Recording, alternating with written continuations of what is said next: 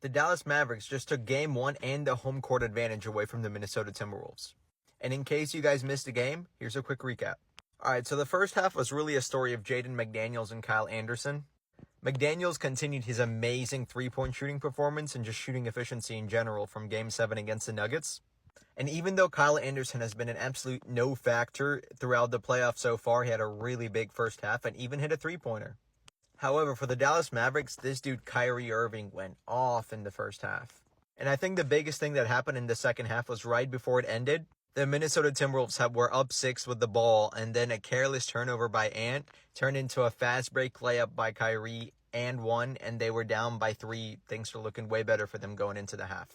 Now in the second half, that's where Luka took over. The Minnesota Timberwolves had no answer for him, and the game was closed down to the wire.